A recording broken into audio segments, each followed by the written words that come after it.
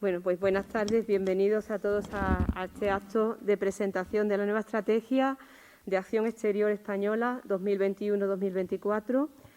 A todos los que estáis aquí, también a los que nos seguís en streaming a través del canal de YouTube de la Universidad de Sevilla. Agradecer en primer lugar a don Manuel Muñiz Villa, señor secretario de Estado de la España Global, del Ministerio de Asuntos Exteriores, Unión Europea y Cooperación, y que está de visita en Andalucía, hacer un hueco en su apretada agenda para presentarnos la nueva estrategia.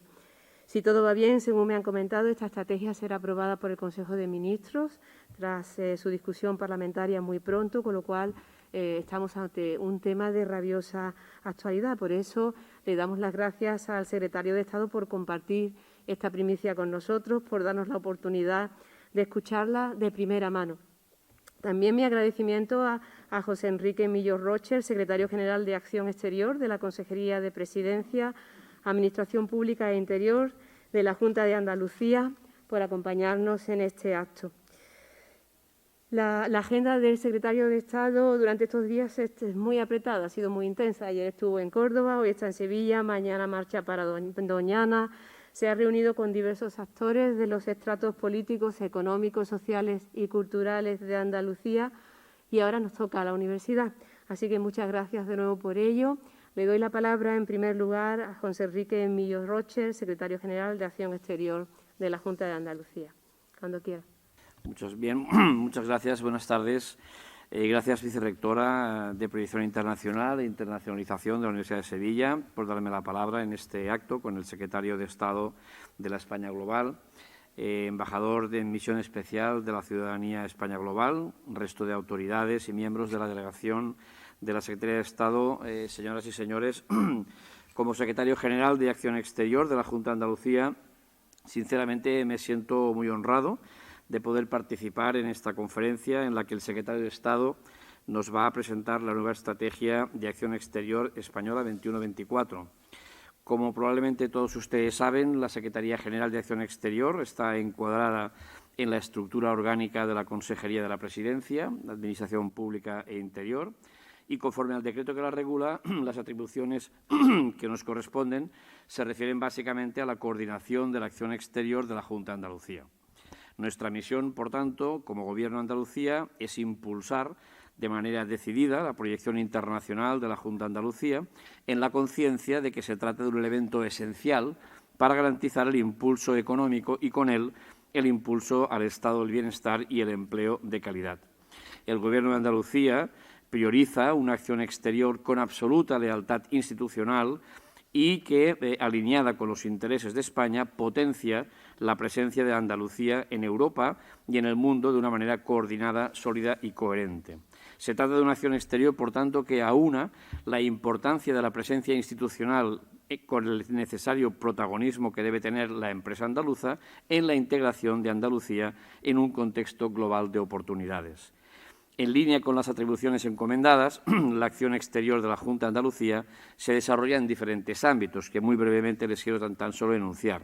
En primer lugar, cabe destacar la dimensión de Andalucía en el contexto europeo, que se articula a través de la defensa de los intereses de Andalucía tanto en las instituciones europeas, particularmente en el Comité Europeo de las Regiones, que es el foro de la Unión que da voz a las autoridades locales y regionales, como a través de la participación en organizaciones tales como la Conferencia de Regiones Periféricas y Marítimas, la CRPM, en la que Andalucía participa en dos de sus comisiones geográficas, la Comisión Arco-Atlántico y la Comisión Intermediterránea, desempeñando la vicepresidencia primera en esta última comisión, así como en la Asamblea de Regiones Fronterizas Europeas, ARFE, la asociación regional más antigua de Europa y cuya trayectoria y experiencia en cooperación transfronteriza, interregional y transnacional la avalan como un privilegiado foro de cooperación.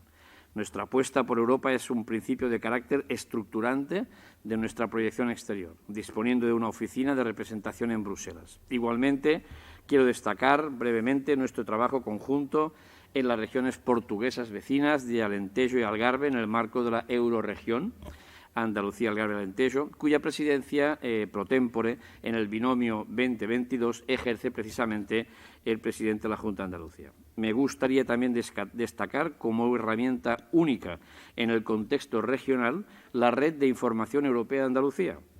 de la cual esta Universidad de Sevilla, es claramente un exponente esencial y que agrupa los centros de información que forman parte de las redes de información de la Comisión Europea.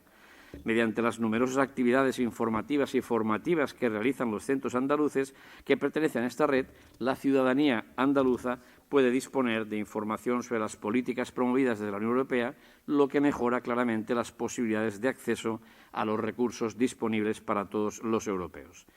Quiero destacar también que Iberoamérica es una línea transversal para nosotros, como ámbito preferente de la acción exterior andaluza, porque es un socio destacado para Andalucía.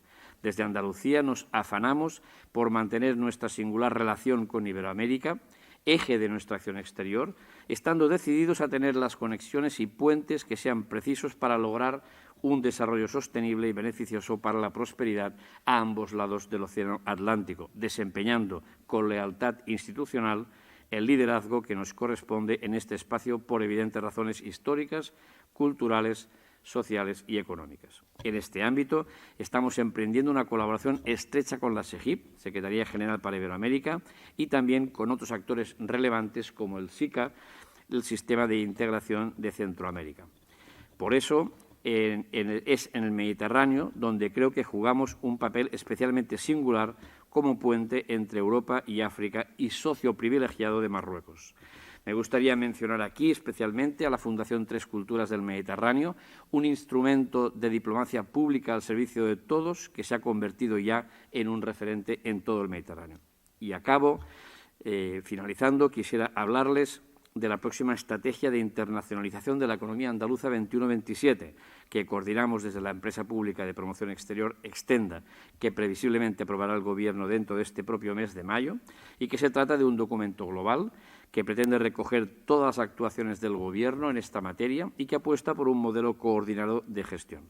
Hemos contado con la participación de agentes sociales y económicos y también de los grupos políticos a los que se ha presentado el proyecto para recoger todas sus diferentes visiones. La estrategia será un documento clave para el impulso de la economía y palanca para la recuperación. En definitiva, Andalucía tiene un papel muy destacado en la imagen de España en el exterior, no solo como líderes de exportación en sectores clave, como el agroalimentario, el aeronáutico o las renovables, sino también por la gran contribución a la imagen cultural, tecnológica y de potencia turística de España. Andalucía es, de hecho, un actor muy relevante en el escenario de la acción exterior española y nuestro interés será siempre contribuir a fortalecer esa estrategia global que nos presenta hoy el secretario de Estado de la España Global. Consideramos de interés el establecer unos cauces claros y permanentes de interlocución con el Gobierno de España en materia de acción exterior que permitan un seguimiento continuado de las previsiones y evolución de la estrategia y que garantice, por tanto, una participación estable de las comunidades autónomas en el desarrollo de la misma. Nada más, muchas gracias y, si a la vicepresidenta le parece, pues tendrá la palabra el secretario de Estado. Gracias.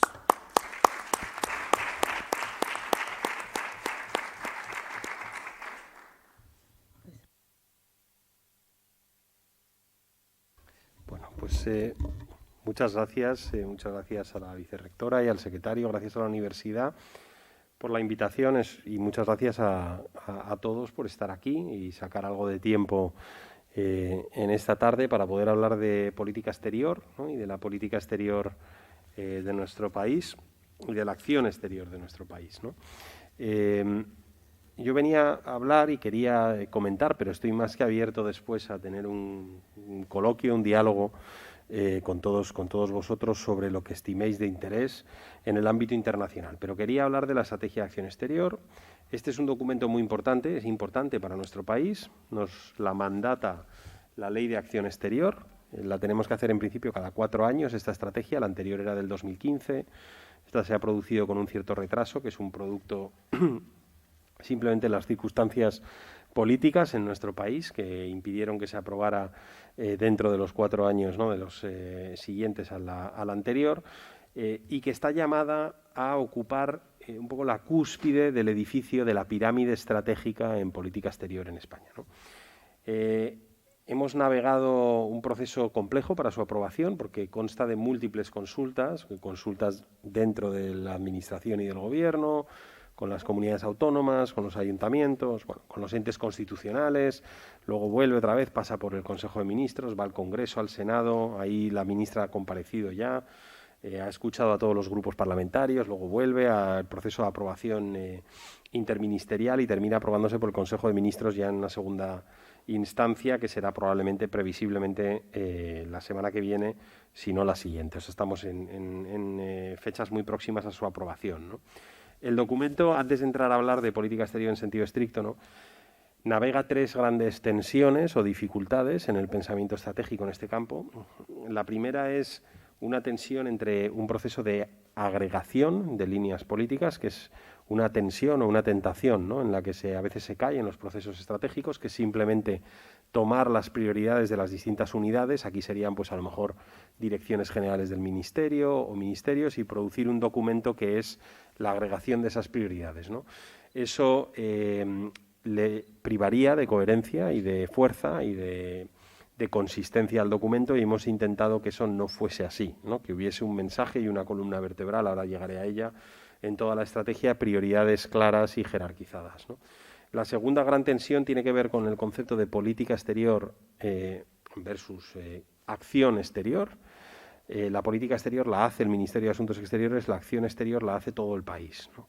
Y esta es una estrategia de acción exterior que busca integrar todos los ejes de trabajo en el exterior de nuestro país, incluida pues la internacionalización de nuestra economía, la seguridad y la defensa, las misiones de paz, la cooperación científica, lo que fuere, ¿no?, la lucha contra el cambio climático, y eso se hace pues a través de un proceso de consultas muy intenso con el resto de ministerios, ¿no?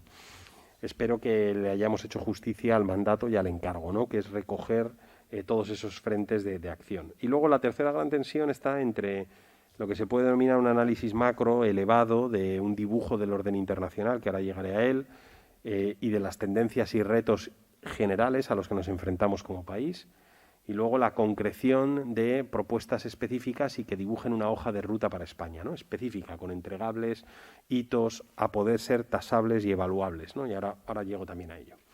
Entonces, la estrategia sigue la estructura que veis ahí. Hay un pequeño problema de edición, pero ahora llegaré a él. Se nos ha caído uno de los ejes, pero vamos, os lo traslado. Pero ese es el orden lógico que tiene la estrategia, ¿no?, de izquierda a derecha.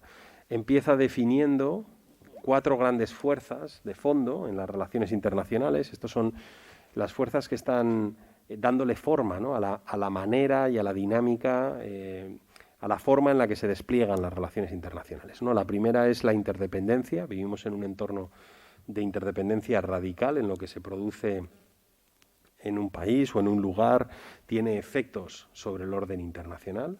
De hecho, la interdependencia hace que lo local o lo doméstico sean fenómenos centrales para las relaciones internacionales. Para los que no seáis internacionalistas, esto en el campo hasta hace poco era un poco anatema, ¿no?, porque se creía que las relaciones internacionales respondían a unas reglas específicas de lo internacional y que lo doméstico no necesariamente se desbordaba lo internacional, ¿no?, que había una lógica propia de lo internacional.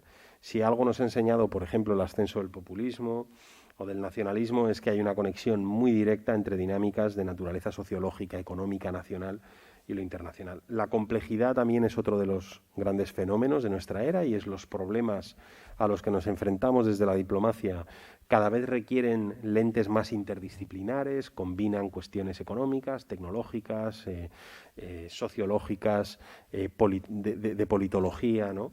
Te hace falta esa enorme interdisciplinaridad. Os pongo un ejemplo, sería la gestión de la pandemia y la gestión de la gobernanza global de salud, ¿no? O sea, convergen en esta cuestión una cantidad de herramientas y de temas a dominar importante, ¿no? La velocidad es la tercera de esas fuerzas. Para mí esta es particularmente importante e interesante. Se ha acelerado en muchos frentes, en muchos espacios, el ritmo de transformación tecnológico y social. Si os pudiera enseñar ahora aquí curvas, por ejemplo, de emisión de gases de efecto invernadero, veríais que esa curva tiene un aspecto exponencial. Empieza a incrementarse en el siglo XVIII-XIX y se dispara en las emisiones. Curvas demográficas de población global tienen el mismo aspecto. curvas de generación de información y de datos. Hemos generado más datos, por ejemplo, en los últimos 2 años como sociedad, como civilización, que en los anteriores 20.000, ¿no? Estamos rodeados de procesos que se aceleran, ¿no? Esto nos plantea un reto muy importante, nos plantea un reto de anticipación y de gobernanza de las externalidades negativas de estos procesos, luego llegaré a ello. Si pensamos, por ejemplo, solamente un campo evidente, ¿no? El ascenso de las redes sociales y su transformación del campo de la comunicación y de la vertebración del debate público, ¿no? Por poner un ejemplo, ¿no? Cómo consumimos, cómo se produce, se distribuye y se consume información ha sufrido una transformación en los últimos 15 años muy significativa, ¿no? Pero podría poneros muchos más ejemplos, como el avance de la inteligencia artificial y su impacto en los procesos productivos, en el mercado laboral, en la generación y distribución de rentas, en la localización de las oportunidades económicas. Bueno, luego, si tengo ocasión, entraré, pero lo que sí os quería trasladar es que lo que vemos desde el Ministerio es que esa velocidad nos plantea un campo cada vez más cambiante y nos exige hacer prospectiva y tener la capacidad de dibujar escenarios y de anticiparnos a ciertos fenómenos en el ámbito internacional. Luego os pongo un ejemplo, de hecho, ahora para que lo podáis visualizar, ¿no? Cuando empezó la crisis de la COVID, cuando empezó la pandemia, encargamos una serie de notas de prospectiva en el Ministerio en las que preguntábamos cuáles iban a ser los grandes impactos anticipando, ¿no? Intentando anticipar los grandes impactos de la pandemia en el orden internacional.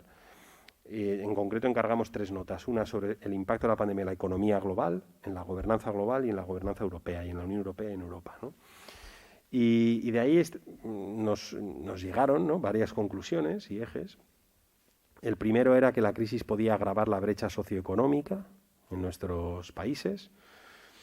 Esto a nosotros nos preocupaba profundamente porque habíamos visto una tendencia en los últimos años de congelación de rentas en el medio de la distribución de rentas en buena parte del mundo de las economías avanzadas, un incremento de la precarización de nuestras clases medias y una fuerte correlación de esa tendencia económica con polarización política, ¿no? Por resumíroslo en una frase, el vaciado del centro de nuestra distribución de rentas estaba produciendo en buena parte del mundo, o por lo menos había una fuerte correlación con el vaciado del centro del espectro político, ¿no?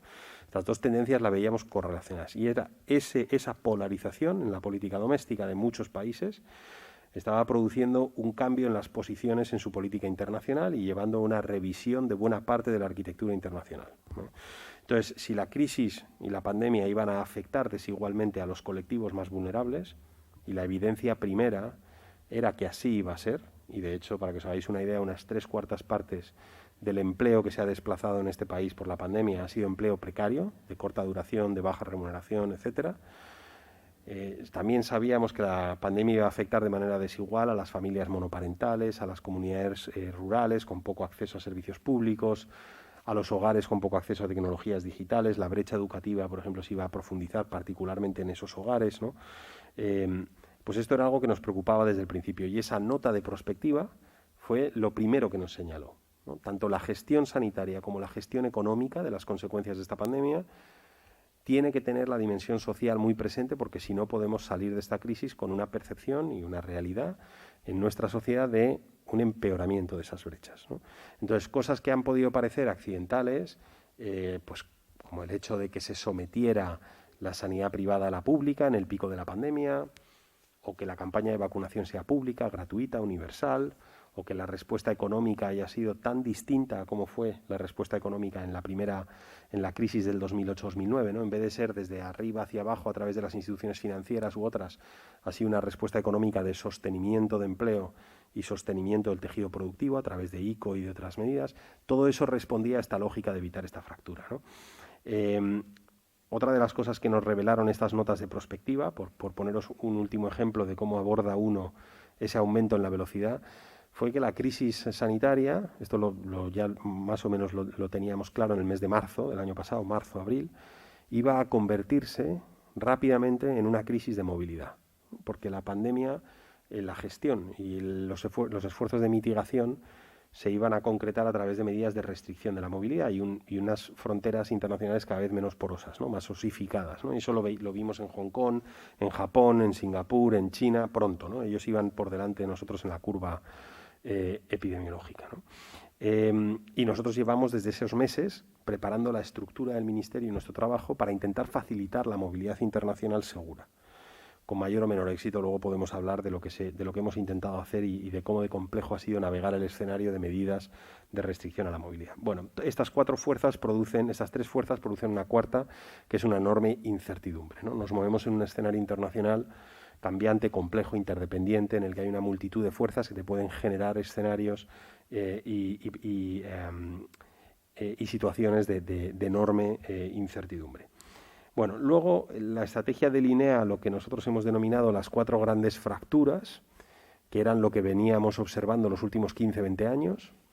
La primera es la socioeconómica, que he descrito antes, ese debilitamiento del medio, de nuestras clases medias, y su consecuencia política más directa, que entendemos que era la polarización y el ascenso de estas fuerzas políticas y estos movimientos políticos que buscaban desmantelar buena parte de la arquitectura internacional que habíamos construido desde la Segunda Guerra Mundial, ¿no? Desde el multilateralismo, parte de los procesos de integración. Tal vez el Brexit es una de las manifestaciones más claras de esa reversión de procesos de integración regional. Bueno, una fractura tecnológica que tenía que ver con el acceso a las oportunidades de la tecnología, una fractura ecológica que es evidente, era la falta de sostenibilidad del modelo de crecimiento en el que estábamos instalados, y por lo tanto una cuarta, que es esa fractura de política o de gobernanza, ¿no? Y esto sí lo quiero desarrollar un poco, ¿no? Porque al final el telón de fondo que dibuja nuestra estrategia, y esto era importante, ¿no? Porque como proceso estratégico el punto de partida era, bueno, ¿cuál es el gran telón de fondo de este ejercicio, ¿no? ¿Cuáles son las fuerzas? ¿Cuál es el entorno en el que España debe operar? Y lo que concluíamos es que el gran telón era esa fractura del orden internacional abierto. Esto era el elemento definitorio de los últimos 10-15 años de las relaciones internacionales. Si uno toma las notas del concierto de las relaciones internacionales de los últimos 15-20 años, son pequeños hitos, instancias, cambios en la política internacional que nos estaban llevando con bastante claridad del optimismo de los 90, ¿no? Las tesis de Fukuyama y de otros del fin de la historia, ¿no? La democracia liberal y el libre mercado van a extenderse como sistemas políticos y de gestión económica por todo el mundo, ¿no? Hemos alcanzado el fin de la historia en la evolución de los sistemas políticos. Ya fue muy controvertida la tesis en su origen, pero bueno, es verdad que esa tesis existió en los años 90, ¿no? Pues ahora volvía a la historia, ¿no? Había movimientos revisionistas de esto, en la dimensión internacional, como digo, cuestionando el multilateralismo, la integración económica internacional, la gobernanza económica, la Organización Mundial de Comercio, los procesos de integración regional, el derecho internacional, y también incluso una revisión a nivel doméstico, ¿no? O sea, una verdadera implosión de este orden desde su seno, con el ascenso de movimientos que planteaban regresiones en derechos y libertades, un cuestionamiento del modelo democrático en partes de su manifestación, ¿no? Entonces, ese era el telón de fondo, ¿no? El diagnóstico, además, que hace la estrategia sobre la COVID, es que la COVID-19 puede ser una gran aceleradora de este proceso, ¿no? Lo puede ser en el ámbito socioeconómico, como he dicho antes, lo podía ser también en el ámbito de la desinformación y la deslegitimación institucional. Os pongo un ejemplo. España forma parte de la Red Europea de Lucha contra la Desinformación, que bascula sobre el SEAE, sobre el Servicio de Acción Exterior Europeo. Nosotros monitoreamos y respondemos a campañas de desinformación cuando éstas lo merecen. Y la COVID produjo una auténtica explosión en el volumen de las campañas de desinformación. En el espacio de 2-3 meses se produjo tanta desinformación como en los 4 años anteriores, ¿no? Y esto estaba vinculado a la COVID, ¿no? Y eran campañas pues, que lo que buscaban era atacar la gestión de los países democráticos de la pandemia, cuestionar el origen de la pandemia, cuestionar los intereses de la respuesta a la pandemia. O sea, buscaban lo que buscan las campañas de desinformación, ¿no? Que es dilapidar o dinamitar la legitimidad institucional de las democracias liberales, ¿no? Y esto, por cierto, es un apunte, pero creo que es importante tenerlo en cuenta, ¿no? Que es que estas campañas no buscan avanzar una verdad concreta, ¿no? No hay una cosmovisión detrás de estas campañas. Lo que hemos aprendido a lo largo del tiempo es que son mucho más revolucionarias, ¿no? En el sentido tradicional del término, casi anti-ilustradas. La desinformación lo que busca es que nos cuestionemos nuestra capacidad para construir verdades objetivas a través del debate colectivo, de la deliberación colectiva. Por eso atacan a las instituciones de intermediación, a la prensa, a los partidos políticos, las empresas, etcétera. Es esta idea de dinamitado institucional, ¿no? Y a través de ese dinamitado institucional producen una fragilidad, ¿no?, del sistema. Y la COVID ayudó a estos procesos a través del aumento en el volumen y en el número de estas campañas, ¿no? Entonces, bueno, si uno compra este diagnóstico, y por cierto estoy encantado de discrepar, ¿no?, y de tener una conversación con vosotros si pensáis que esto no es correcto, ¿no?, que este es un diagnóstico equivocado de los últimos 10-15 años, ¿no?, de las relaciones internacionales, pero si lo compra y si considera que la COVID nos abre un escenario de posible aceleración de tendencias fundamentales de este escenario, tanto en la fractura socioeconómica como en la deslegitimación institucional de las sociedades democráticas, entonces la pregunta clave es, bueno, ¿y qué debe hacer España ante esto, ¿no? Y esta era la pregunta fundamental de la estrategia. ¿Cuál debe ser la vocación de España en el orden internacional? ¿Qué estamos aquí, qué estamos llamados a hacer como país, ¿no? Por cierto, es un tema interesante, ¿no?, que las estrategias, al final, el pensamiento estratégico más interesante, creo yo, nace de las preguntas más sencillas, ¿no? Y esta es una pregunta muy sencilla y estoy seguro de que tendréis respuestas muy diversas, ¿no? Pero es ¿cuál es la vocación de España, ¿no? Y la realidad es que esa pregunta la habíamos atendido de maneras muy distintas hasta la fecha, ¿no? Lo más cerca que habíamos estado de una respuesta estructurada y sistemática en nuestro país, probablemente es un consenso que se configura ya en los años 80, ¿no?, 90, que habla de la vocación de España como un país atlántico, iberoamericano y europeo, ¿no? Pero claro, eso es una respuesta parcial, ¿no? Porque Iberoamérica o Europa, ¿por qué?, ¿no? ¿Para qué? O sea, tendría que haber una estructura detrás de valores, de objetivos. Bueno, pues en esta estrategia, a esa pregunta, lo que venimos a contestar es, o la venimos a atender de la siguiente manera, ¿no? Si este diagnóstico que os he dibujado es correcto, ese mundo más cerrado, más nacionalista, menos interdependiente, donde no se respetan los derechos de las minorías, etcétera, menos democrático, ese mundo es malo para España. Es contrario a nuestros valores como país y es contrario a nuestros intereses estratégicos.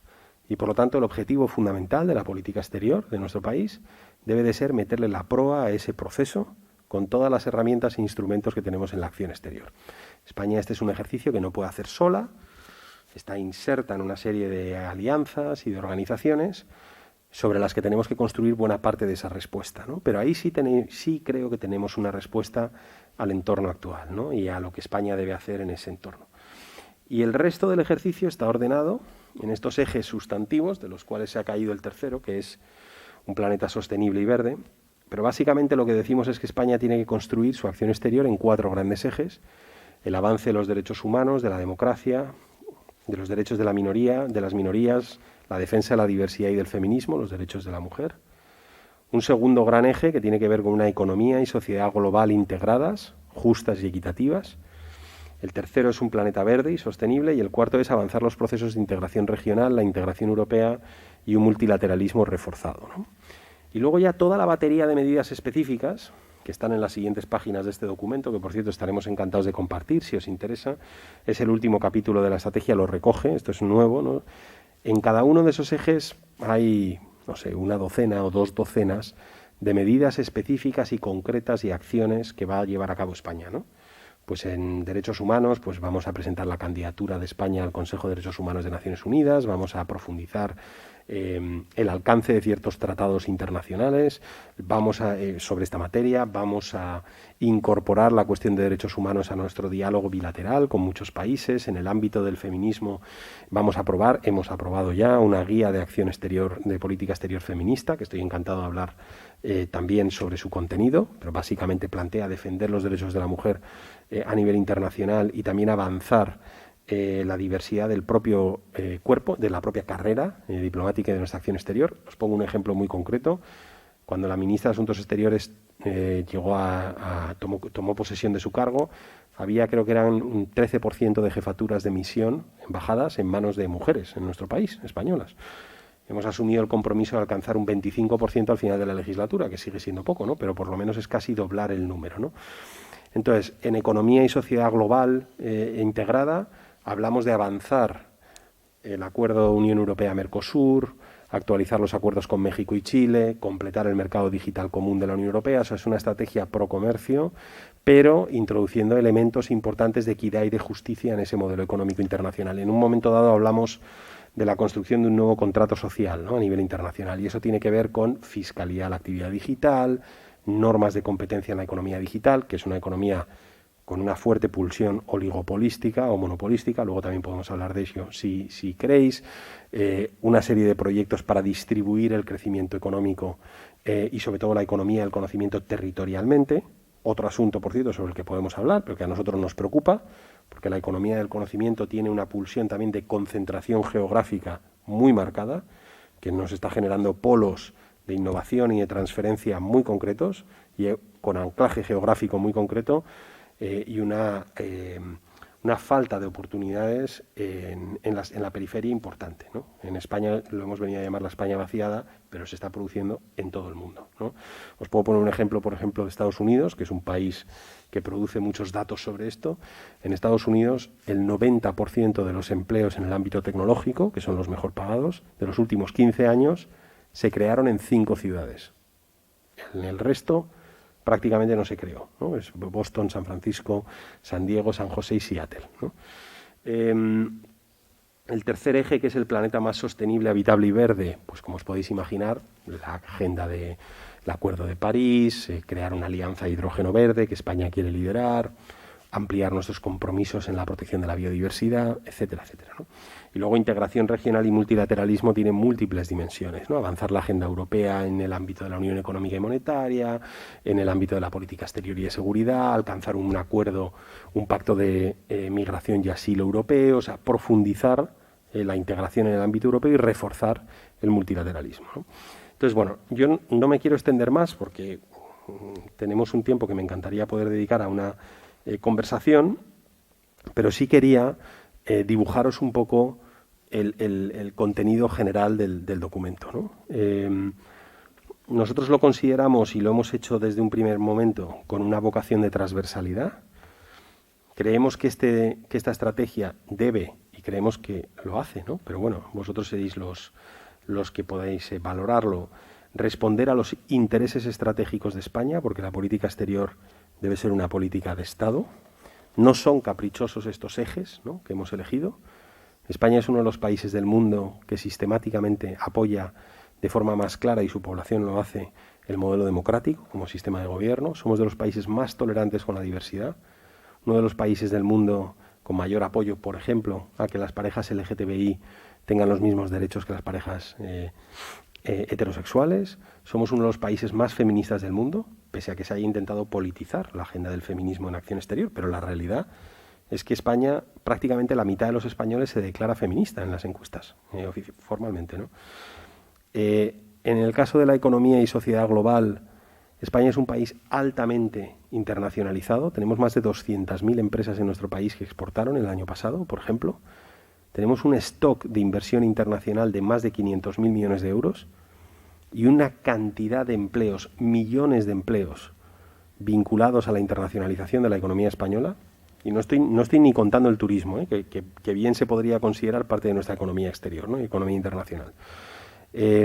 Y sobre sostenibilidad y circularidad, somos de los países más preocupados por el cambio climático, que más esfuerzos ha hecho por la transición energética y demás. Y, por supuesto, somos el país, probablemente en estos momentos de las encuestas en Europa, más europeísta, si no de los más, en todos los campos, y que más creemos en el multilateralismo como la forma más eficaz de abordar estos problemas, ¿no? Entonces, hemos intentado, como decía, hacer una estrategia para una política exterior de Estado, respetuosa con esos intereses y esos valores estratégicos de nuestro país. Está llamada a vivir, a tener una esperanza de vida de unos 4 años y a ser evaluada anualmente. Tenemos que producir un informe de evaluación de ejecución de la estrategia, y con esto lo dejo. Esos son las siguientes 4 o 5 páginas de la presentación, pero no voy a entrar en ellas, en las que básicamente lo que podríais ver son, por cada uno de estos ejes, todas las propuestas específicas que a lo largo del documento se van haciendo, y que es la hoja de ruta y sobre lo que se va a evaluar la gestión del Ministerio de Asuntos Exteriores en los próximos años, ¿no? Entonces yo creo que lo dejo ahí, vicerrector, si te parece bien, y totalmente vamos, encantado de atender vuestros comentarios y preguntas. Muchas gracias.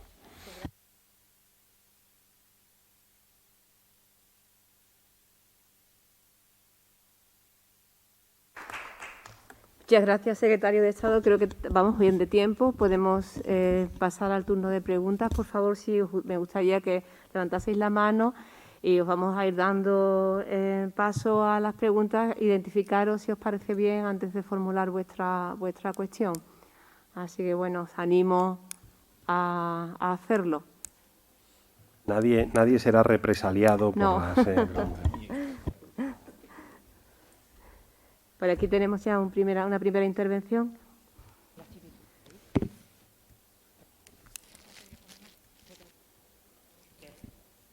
Creo que no estoy segura de que tengamos micrófono, Ana, porque con el COVID no estoy segura. Si puedes hablar un poquito alto.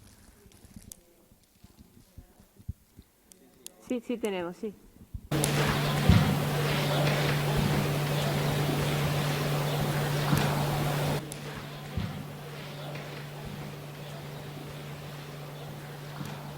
Muchas gracias.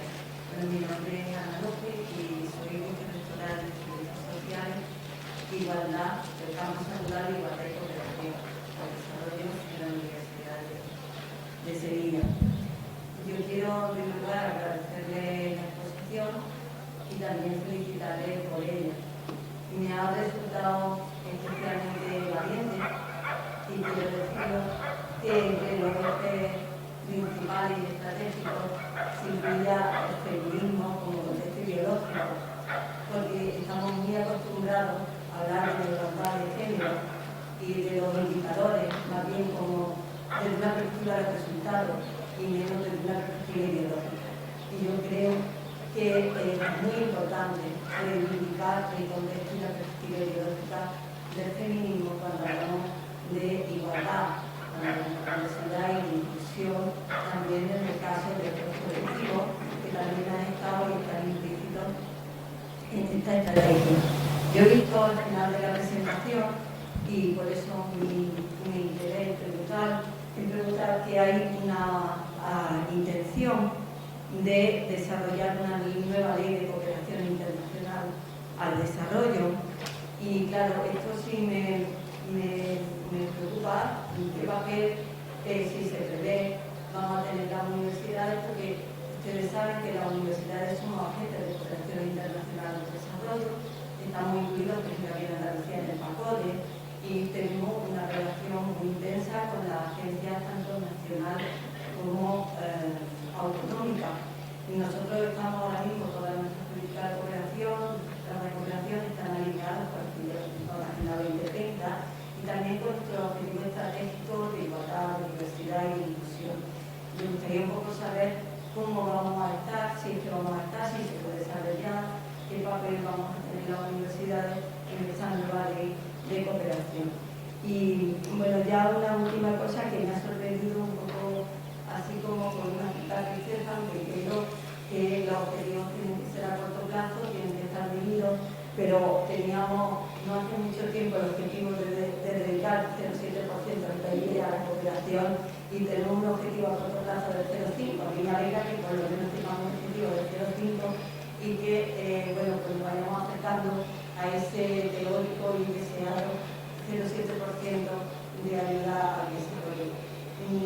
Yo, desde mi punto de vista, creo que es una apuesta valiente por lo hecho que sustenta lo que nos acaba de presentar y bueno, las universidades lógicamente también estamos alineando nuestras políticas a la Agenda 2030 que de alguna manera subyacen también a muchas de las propuestas que están ahí. Y si en la ley pues, estuviera contemplado un papel en ese sentido, si hubiera algo, pues yo se lo agradecería si no lo pudiera adelantar. Muchísimas gracias, enhorabuena y nada, muy agradecida de estar aquí. Pues muchas gracias. Nos parecía muy importante incorporar la referencia al feminismo en la estrategia y desarrollar una guía de política exterior feminista. Y también nos parece muy importante poner en valor la defensa de la diversidad, ¿no? Y de las minorías y de sus derechos en general, ¿no? Van conectadas, están tratadas de manera diferente, porque podrían estar en la propia estrategia, pero están en el mismo eje. Y eso responde a una preocupación estructural que tenemos. Creemos que esto va a ser una de las, que ya lo es de hecho, creemos una de las brechas, ¿no? Una de las fallas tanto de la democracia como del sistema internacional, que es la forma en la que los países se enfrentan al tratamiento a las minorías y a su diversidad. Vemos que se están construyendo en buena parte del mundo sociedades más monolíticas, más excluyentes, y eso nos preocupa, ¿no? Y de hecho tenemos una iniciativa que también se recoge aquí, entre los entregables de esa estrategia, que es el elaborar lo hemos llamado el documento España Diversa, una iniciativa pues, reunido a un grupo de intelectuales y de pensadores, de historiadoras, de antropólogas, de científicos, que nos están ayudando a reflexionar sobre la enorme diversidad que hay en España, lingüística, cultural, generacional, y a diseñar fórmulas para incorporarla a nuestra proyección exterior, ¿no? Entonces, todo el documento tiene este concepto en su seno, ¿no? Y nos parece que España puede ser un modelo de aceptación, de integración y de proyección de la diversidad. Y el eje feminista forma parte de ese esfuerzo en un ámbito muy concreto. Y por cierto, un apunte, ¿no? Creemos que hace mucho también por la forma en la que se va a percibir a España en el exterior, lo cual es muy positivo, ¿no? Porque nos pone en una liga de países en la que la verdad es que estamos francamente muy cómodos, ¿no? Con los canadienses, con los franceses, con Suecia, con Luxemburgo, que son países que tienen formalmente estrategias de política exterior feminista. Yo creo que el mayor riesgo que esto tiene es que se entienda en términos políticos y por lo tanto no se entiendan los términos transversales que debería en una sociedad como la nuestra, ¿no? En el momento. Pero nosotros estamos haciendo todos los esfuerzos para que eso no sea así, ¿no? Se entienda como una parte importante de la política esta política de Estado exterior, ¿no? Sobre la ley de cooperación hay dos proyectos, la propia ley y la reforma de la ECI. Me consta que el de ecosistema académico y de formación juega un papel muy importante en la reflexión que se está teniendo. Hemos nombrado un nuevo director de la ECI, que se llama Martín Martínez Solmán, que viene del PNUD, era el número 2 de la Agencia de Naciones Unidas de Desarrollo, andaluz, por cierto, y él es la persona que está liderando este ejercicio. Y yo, por cierto, os animo a tener un diálogo directo, ¿no? Porque yo sé que él tiene una preocupación muy particular por todo lo que tiene que ver con universidades, formación, generación de capital humano, cómo se enhebra la cooperación al desarrollo con la formación. Tenemos un reto por delante enorme en el ámbito de la cooperación, que es construir capital humano en los lugares en los que estamos trabajando. Esto es así, en parte, por cierto, por procesos de velocidad y de complejidad, ¿no? Hemos observado un tema que es interesante, ¿no? También para las universidades. La transformación del mercado del trabajo y del modelo económico está llevando a una aceleradísima obsolescencia de los conocimientos que se adquieren en procesos de formación reglada, ¿no? Esto no sé si habrá gente aquí que este tema le pueda interesar, ¿no? Pero se estimaba hace unos años que los conocimientos que alguien adquiría en un proceso de formación normal pues tenían una esperanza de vida de 20-25 años, ¿no? Una utilidad directa, unos actualizaban el trabajo, pero básicamente los ya adquiridos en formación eran válidos, ¿no? Esa cifra se ha reducido en torno de 5 años, depende de la carrera, ¿no? Básicamente eso significa que lo que alguien aprendió en marketing digital, lo que fuere, ¿no? Su carrera en primero, en un grado, pues al año de haberse graduado, pues está obsoleto, ¿no? Porque las plataformas son distintas. Bueno, ese reto al que nos enfrentamos aquí también se enfrenta en terceros lugares y en economías en vías de desarrollo, que es preparar a su población para las oportunidades y empleos que están empezando a demandar sus economías y que también tienen un componente fuerte de innovación y interacción con tecnología, ¿no? Entonces, yo creo que esto es un asunto muy importante a integrar en la política de cooperación. Y me consta que se está teniendo en cuenta este asunto de formación y educación y también de cuestiones relacionadas con salud y construcción de capacidades sanitarias, esta crisis, que en el fondo, por cierto, son los dos componentes de capital humano también, ¿no? Está muy presente en la reforma. Pero yo estoy encantado de conectaros también directamente con el equipo de CIR y de la SECI, de la Secretaría de Cooperación, para que podáis tener un diálogo, porque está en pleno proceso ahora mismo la reforma. Muchas gracias, Ana. Creo que tenemos también una pregunta por el fondo. Sí, buenas. Yo soy Ángel Luis Trigo, director de Estrategia Internacional de aquí de la Universidad de Sevilla. Lo primero, agradecerle la presentación y la oportunidad que nos brinda de tenerlo aquí. Y mi pregunta un poco enlaza con la visión un poco de la línea académica de la propuesta y un poco para que nosotros conozcamos cómo se puede alinear lo que es la internacionalización de las universidades. Muchas gracias. Internacionalización de la universidad, ¿verdad? Sí.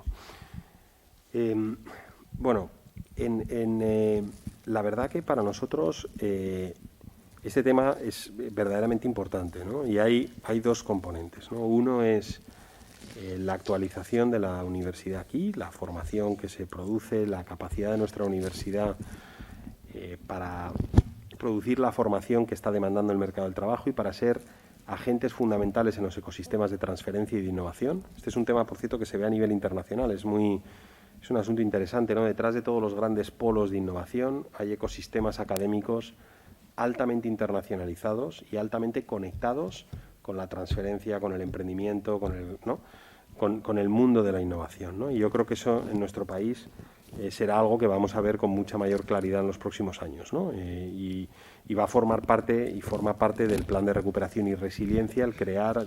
Hemos aprobado una nueva estrategia de España Nación Emprendedora que también tiene varias referencias a esto, ¿no?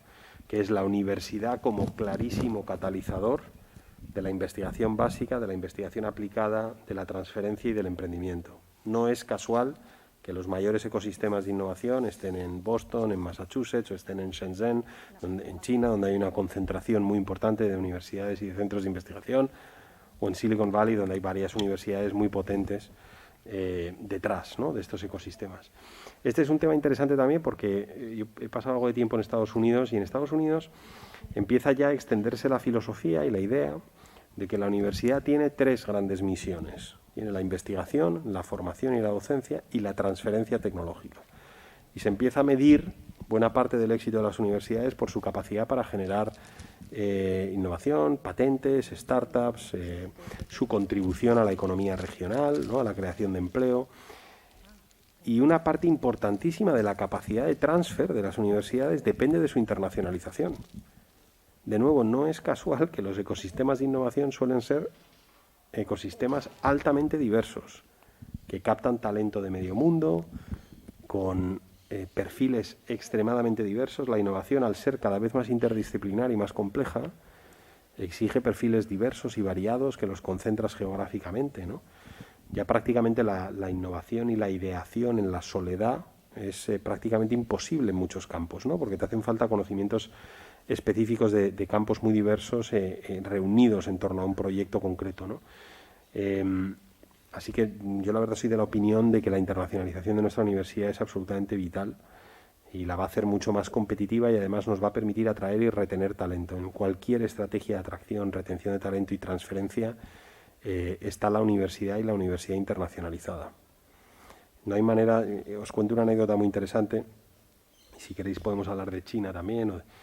En una conversación que tuvieron Lee Kuan Yew, el que fue primer ministro de Singapur, ¿no?, el mítico, ¿no?, el padre fundador de Singapur, con Henry Kissinger sobre el siglo XXI, y le decían, bueno, ¿el siglo XXI será de China o será de Estados Unidos?, ¿no? Y Lee Kuan Yew no dudó ni un segundo y dijo Estados Unidos. Bueno, pues, qué claridad, ¿no?, qué contundencia, teniendo en cuenta que ahora estamos en este debate, ¿no?, de estructura de poder global. Y le dijo, no me cabe la menor duda, y es por un factor fundamental. Le dijo, Estados Unidos tiene la capacidad de atracción y de retención de talento de la práctica totalidad de la población mundial, ¿no? Él pesca sobre un pool de talento inmenso, ¿no? Y China todavía eso no lo tiene, ¿no? Y eso le va a dar una capacidad de innovar, de estar en la frontera tecnológica. Y los actores fundamentales de esa atracción, en una primera instancia, son sus universidades, ¿no?, que son los grandes polos de atracción, de formación y luego ya de retención. No lo hacen solo las universidades, pero juegan un papel fundamental, ¿no? O sea, que yo esto lo veo como un agente de competitividad para nuestro país. Os diría que es prácticamente imposible dibujar un escenario en el que desarrollamos una economía altamente competitiva, innovadora, sostenible y productiva, si no tenemos detrás un tejido universitario internacionalizado, competitivo y volcado también en hacer transferencia, ¿no?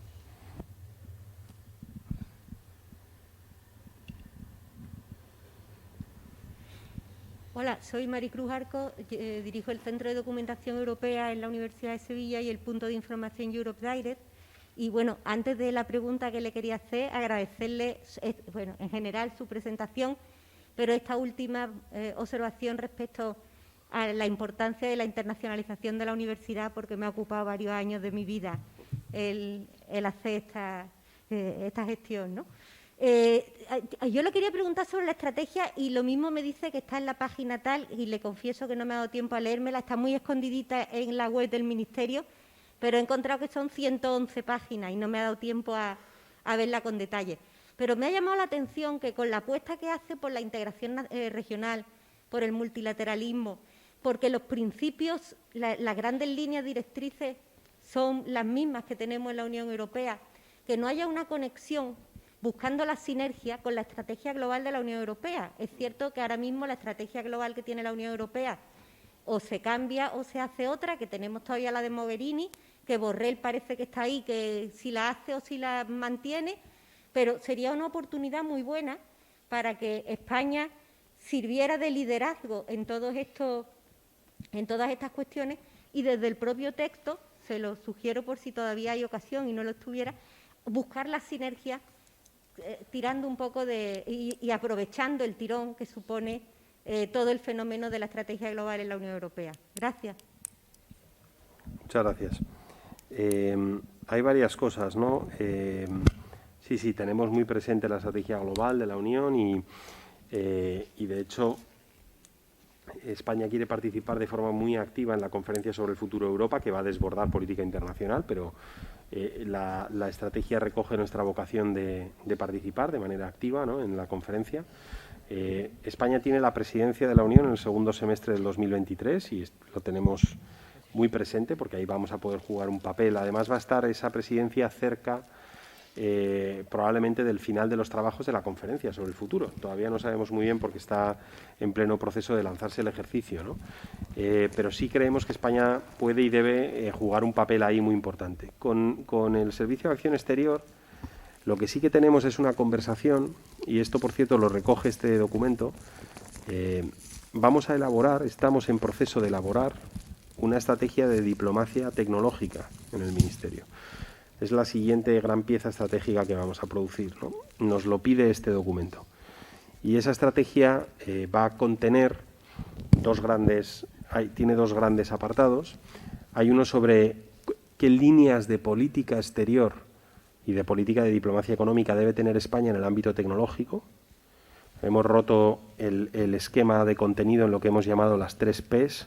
La primera es poder, y en el apartado de poder hablamos de ciberseguridad, gestión del espacio ultraterrestre y capacidades ofensivas y defensivas en el ámbito tecnológico.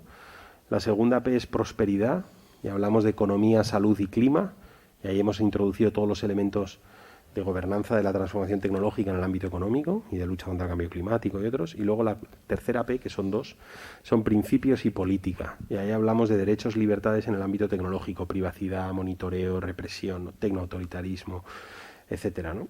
Esa es la primera parte. Y la segunda parte del documento habla de estructura y herramientas del Ministerio. Y la pregunta ahí es cómo se estructura un Ministerio de Asuntos Exteriores para hacer diplomacia tecnológica.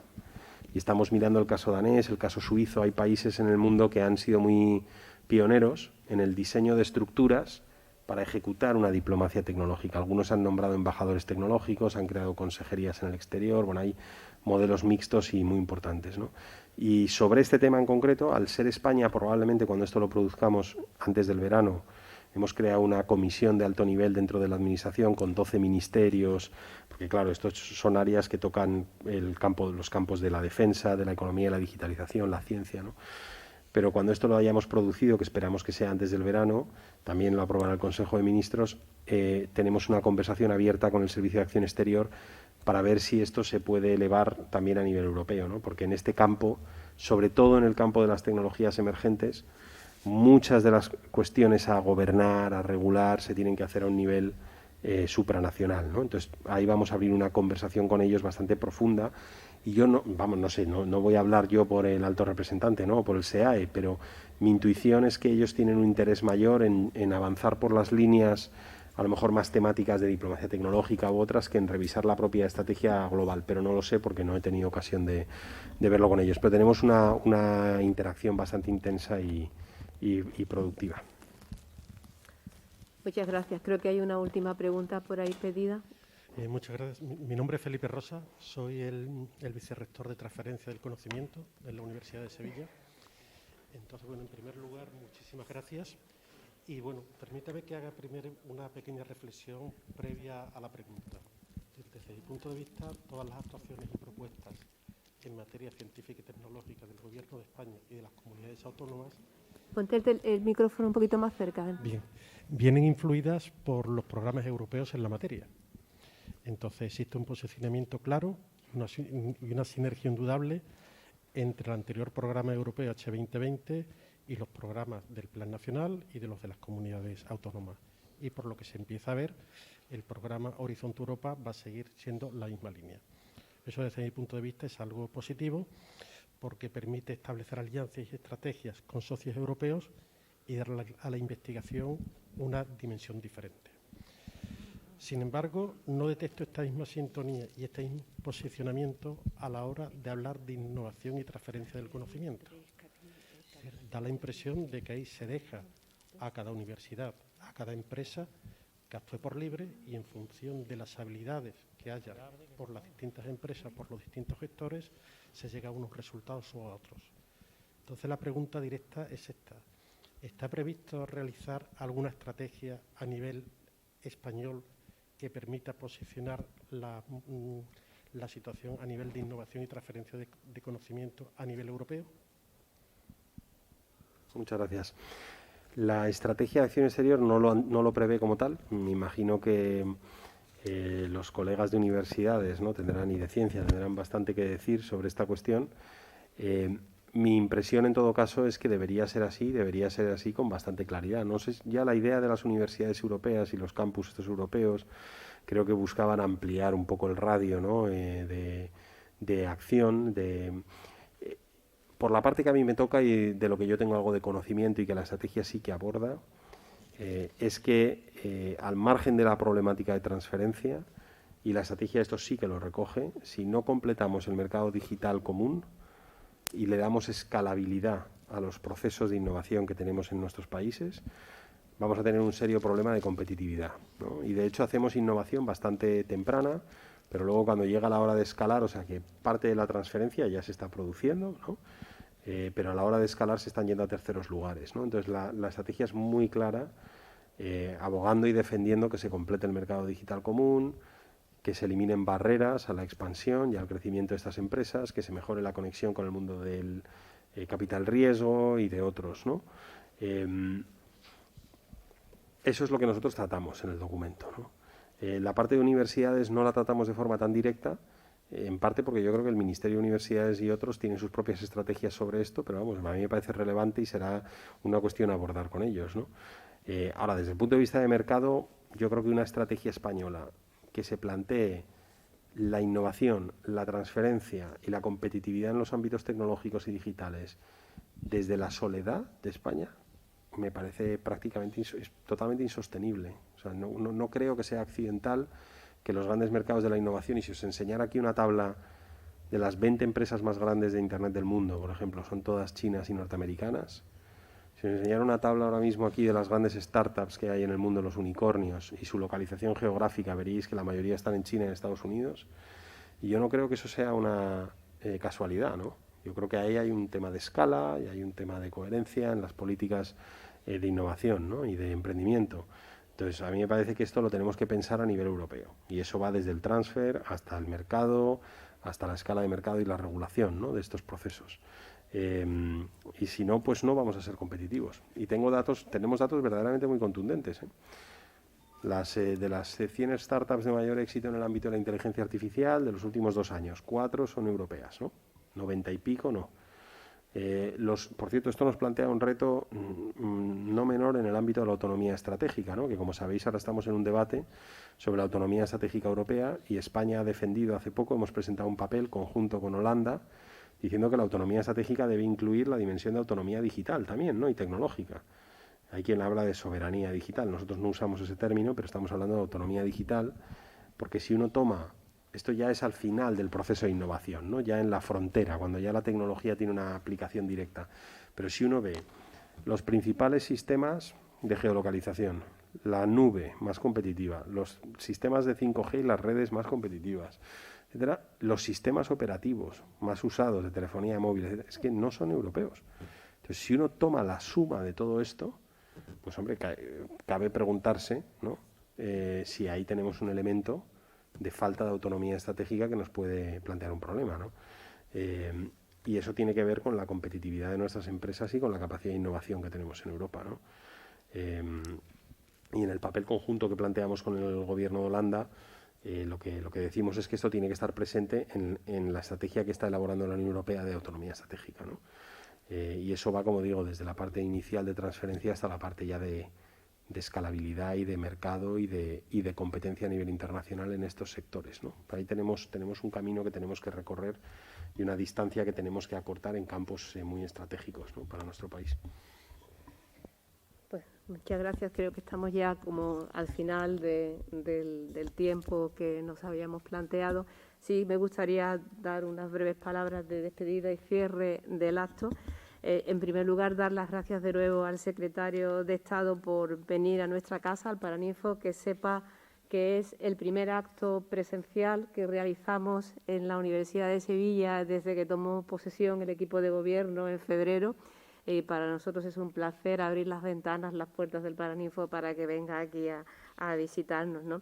Además, nos ha venido un poquito como anillo al dedo porque se dan muchas circunstancias alrededor de la internacionalización de las universidades españolas que están muy cercanas a la Universidad de Sevilla. El rector de la Universidad de Sevilla es el presidente de la sectorial, de la ejecutiva de la sectorial de internacionalización y cooperación de la Conferencia de Rectores de las Universidades Españolas. Es también el presidente de la Asociación Iberoamericana de Universidades de Posgrado, una asociación que tiene más de 250 universidades de toda Latinoamérica, de España y de Portugal. Pero es que además la Universidad Española está también en el periodo de transición de cambiar su estrategia de internacionalización. Desde el Ministerio de Universidades y con la colaboración de CRUE y de SEPIE, que seguramente lo conoceréis, el Servicio Español para la Internacionalización de la Educación, se está trabajando en esa estrategia. Por eso me ha resultado especialmente interesante el documento de 111 páginas, como decía mi compañera Maricruz Arco, que, hombre, no me las he leído en su totalidad, pero sí que me lo he visto bastante intensamente, porque es que además me he encontrado muchos paralelismos con la propia estrategia de internacionalización de las universidades españolas, el deseo de tener un papel más relevante en el plano europeo, pero también multi y bilateral, la necesidad de abordar el Brexit, la importancia del español como herramienta y vehículo de internacionalización, la propia geoestrategia, porque claro, muchas veces está bien condicionada por la geoestrategia europea y se parece mucho, ¿no? Y desde luego el sistema universitario español está altamente internacionalizado. Tengo aquí algunos datos, pero me voy a quedar solamente con dos. Dentro de las políticas europeas, la iniciativa de universidades europeas que conocéis, que sabéis que es la punta de lanza de la Comisión Europea para trabajar en lo que serán las universidades del futuro, se han seleccionado 41 alianzas, de las cuales 24 están participadas por universidades españolas. Eso es más del 50%. 5 de esas alianzas están coordinadas por universidades españolas. Eso es aproximadamente un 12 con algo por ciento. Me alegra deciros que una de esas alianzas está coordinada por la Universidad de Sevilla.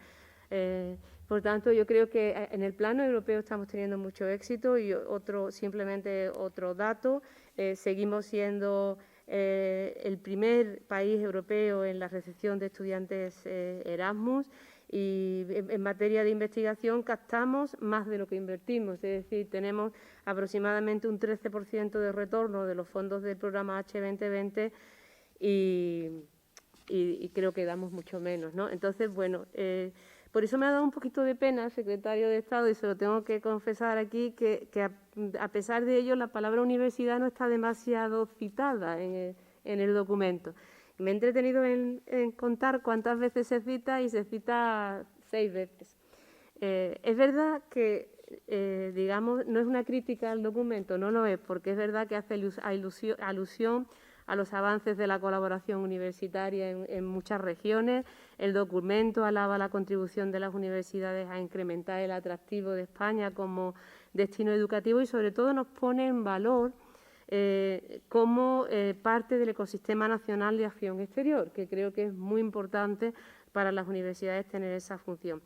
Pero cuando yo leo en el documento que hay una coordinación entre el Ministerio de Ciencia e Innovación y el de Asuntos Exteriores para incardinar las prioridades de la política científica, que hemos visto aquí todos, que es muy importante, con los objetivos de la política exterior, a mí sí me hubiera gustado, o quizás a lo mejor todavía no es demasiado tarde, pues si no de ponerlo en el documento, pero sí establecer también una colaboración con el Ministerio de Universidades para que sí que pudiéramos vincular la estrategia de internacionalización de las universidades españolas con los objetivos de la política exterior española, porque es verdad que estamos trabajando muy conjuntamente, por ejemplo, con los cuerpos diplomáticos, para todas las actividades de captación de estudiantes, para las relaciones con las universidades extranjeras, para la promoción del sistema universitario español.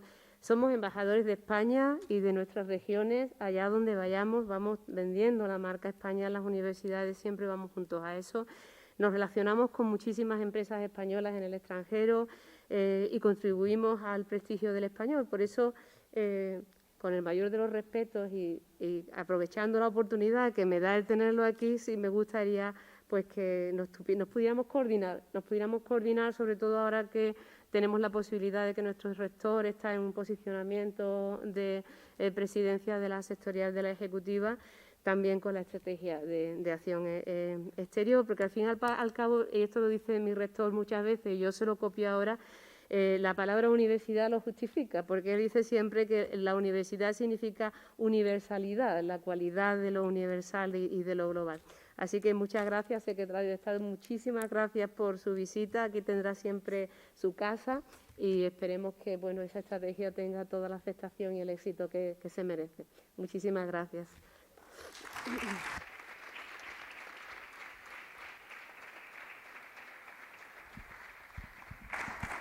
Y levantamos la sesión e intentamos salir de manera ordenada por las cuestiones relacionadas con la crisis sanitaria, por favor.